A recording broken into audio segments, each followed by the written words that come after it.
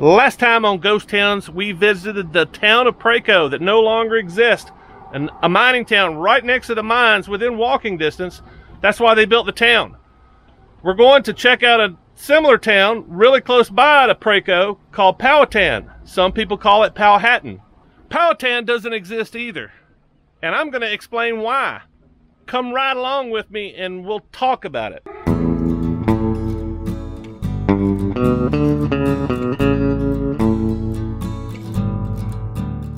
This is a strip pit. This is one of the latest strip pits they have in the area, but almost all this land back here has been stripped at one time. And that is the main reason why Powhatan and Praco don't exist, along with several other towns. The earth has been turned upside down. They dig deep down into the earth to get to these coal beds and fill the pit back in after they've retrieved all that black gold down there. So I thought I knew about a little bit about mining before, but I always thought strip mining was stripping the top off to get down to a layer just below the surface. I had no idea that strip mining went this deep. This is extraordinary, and this is not even a deep mine. I've seen pictures of mines around in this area that were 1,000 feet deep, looked like. And that's where Mr. Tom was. But today we're going to Powhatan. Let's boogie on down the road here, see if we can find this. Turned out to be a pretty cold and wet, rainy day, my second day out to Powhatan, but I thought I would bring the knobby tire motorcycle, so just in case I could find any trails that got off into the woods, I could look for ruins, and it turned out to be a little bit colder and wetter than I had hoped for. But the one thing you have to understand about Powhatan, just like Praco, it was strip mined. After the mines closed down, the mining companies either sold off or sold the rights, and the new owners came in and just tore the place up. That's why none of the towns exist anymore. The strip mining operations came in there and dug everything up, including the houses. And the houses were built by the company. These were company towns and company houses, and the workers lived in these houses. They paid rent to the mining company. So basically, these employees basically belonged to the mines. And, it's kind of hard to get people from the next town over to come to work, I guess, back in the day. So they just, every time they start a new mine, they would just build a small town to support the employees that were there. So you came to work, you got up every morning and you walked to work, walked to the mine that was, a few hundred yards away, and you paid your rent to the mining companies that owned all these houses that popped up along the coal seams. And it's pretty interesting because not only did you pay your rent to the company that you work for, but you also brought your groceries with coins like this called script or clacker.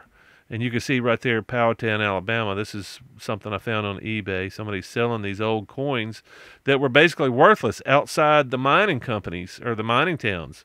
So if you went to Birmingham, you couldn't spend this. You could probably trade it for some money, but it was a few cents on the dollar. This is an old clacker counting machine. I think it was from Praco. It's in the West Jefferson City Hall.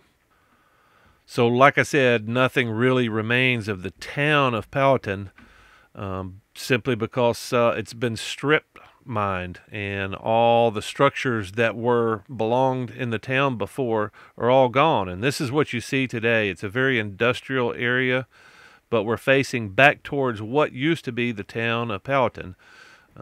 It was a lot of houses on this hill, and there was a community graveyard up on top of one of these hills. And I've been told that the graveyard still remains. In fact, they decided not to remove the tombstones and the bodies because of all the effort they would have to go through to contact all the families. And so apparently they just left the tombstones up there. I wasn't able to find them, but it looks like they were supposed to be in a little outcropping of trees, the only bunch of trees up there, but I couldn't find any tombstones. But as you're looking north here, you're looking north towards Praco, the old town of Praco, and as we turn around here, on the other side of 269, there used to be a country club with an Olympic-sized swimming pool over here, basically where we're looking now. And there's the port, Birmingport, and this gentleman is, I found him from one of the comments on YouTube. My last video led me to this gentleman, and he invited me out to his really cool place out in the old Toadvine neighborhood, and we had a chance to sit and chat. My name is Lee Poston. I'm 58 years old. I lived in Powhatan, Alabama from April of 1971 till August of 1976, and we moved to Alliance. I moved from Cordova, Alabama. My parents died young, and I was raised by an aunt and uncle. His name was James Henry Hallman and Erbel Hallman. That was my mother's sister. They raised me from the time I was 9 years old till I was a grown man. They moved there in 1964. They bought a house that used to be a boarding house from a lady named Newell was her last name. They bought the house for $1,800. Powhatan was a quaint little place. It had a lot of woods. It had a lot of friendly neighbors. When I moved there, there was only about 25 people that lived there. I went to church there at Powhatan Baptist Church. Billy Frank Pierce was a preacher there when I went to church. They actually moved that church from where it was at because it was actually across the road from where I lived, back up the road, and it was a little small church. And they moved it because they bought a lot of those folks out over there because they was going to strip it. At one time there was two coal mines in Powhatan, what I understand, one close to the commissary and one closer to the river. But when they closed those down, I think in the late 50s, I think they decided they wanted to strip it, so that's what they did. They bought all that property out from the folks, and they went in there and they stripped it, but they moved the church across the road by the Freemans that lived there at that time. I was unlucky and lucky too. When I lived there, all I had was a bunch of girls to play with. All the boys had done moved away. But they gave me a run for my money. Most of them was tomboys. And they taught me a lot of what I know today. The post office was a little old small building. It was probably about a 20 by 20 building.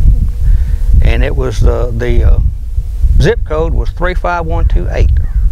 And the postmaster at that time was Lossie Taylor when I was there.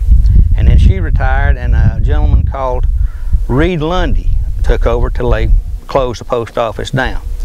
It was located across the road from where the old commissary used to be. And it was vacant by the time I came along. I used to go over there and play in those old buildings. They were a little scary because one of them had the basement was full of water.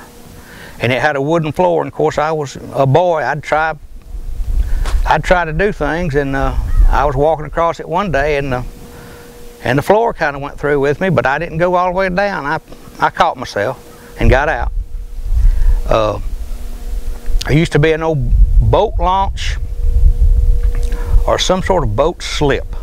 I don't think it's there anymore, but I hadn't been there in quite a while.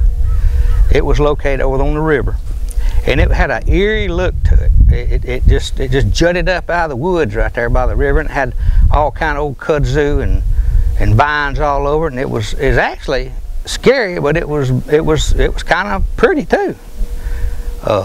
We used to fish over there a little bit, and I used to play in the strip pits in Powhatan at that time. That was about all there was to do, just play in the strip pit. So they were stripping it before?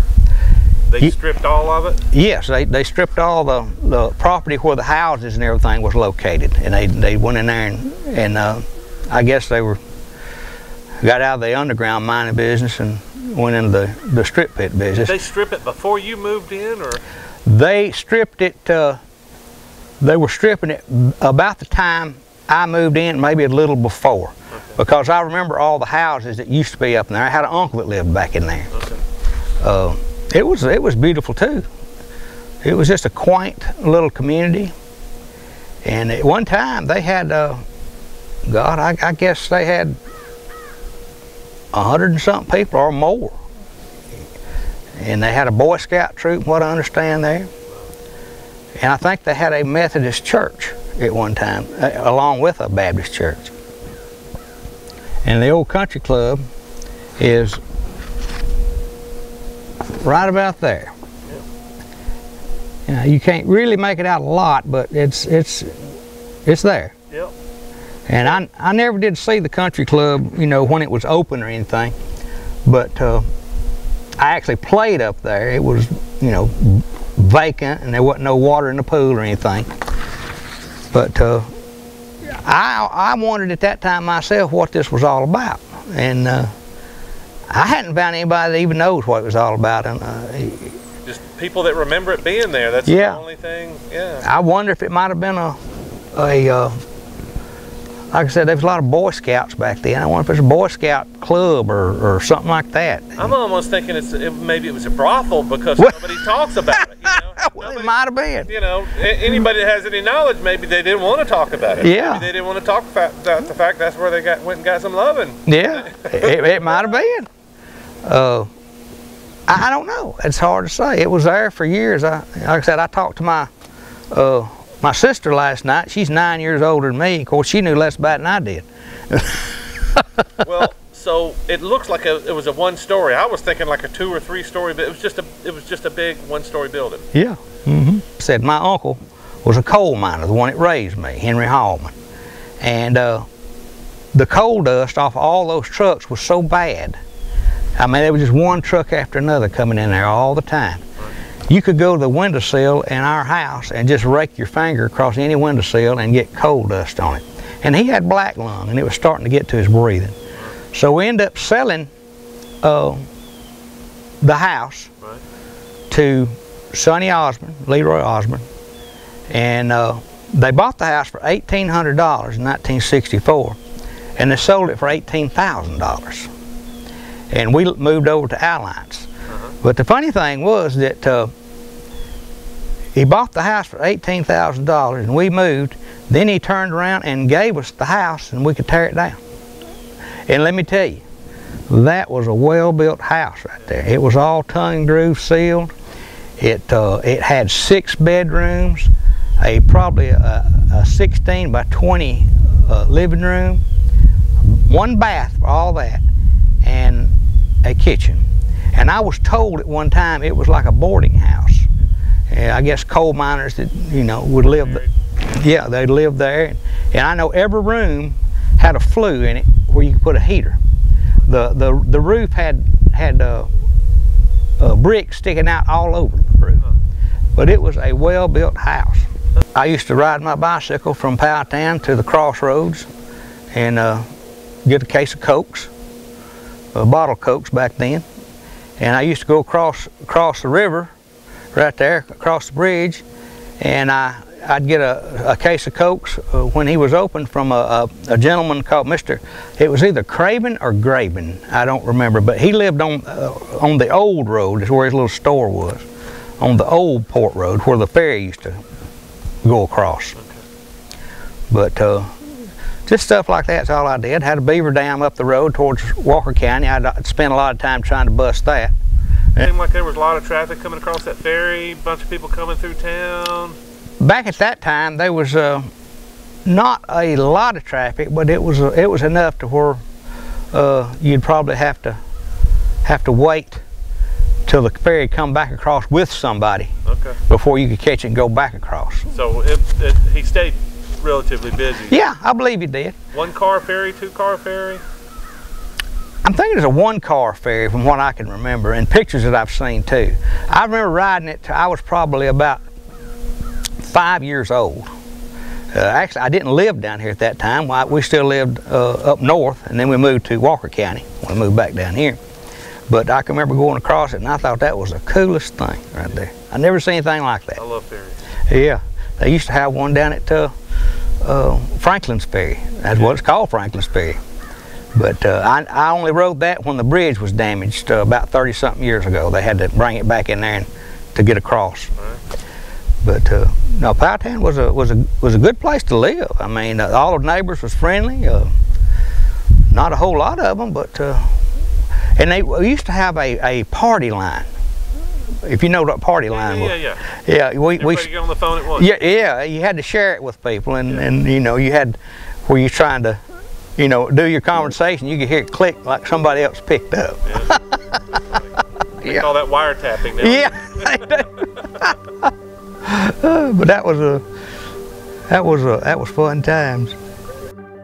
Hey folks, thanks for watching. I hope you got something out of this video. I'm trying to finish up a few more ghost towns in the central Alabama area. If you know of any of these ghost towns or have information or pictures or anything like that, or know somebody that does, do me a favor and reach out to them and let them know what I'm trying to do, and that makes my research so much easier when I can find somebody to talk to and get the real story instead of reading some article in a magazine from 40 years ago. So if you know anybody, drop a comment. If you got something out of the video, hit the like button, and most importantly, as always, share with your friends. Send this out to Facebook. If you're on Twitter or Instagram, something like that, just send the link out and let folks know what I'm doing, and spread the word. And the more information I get, the faster, the more videos I can do. I'm going to try to put out one every week here for a short while and see what I can get done. If you're not subscribed yet, hit that subscribe button and hit the notification bell, and you get notified every time I put out a new video. And I hope to see you in the next one.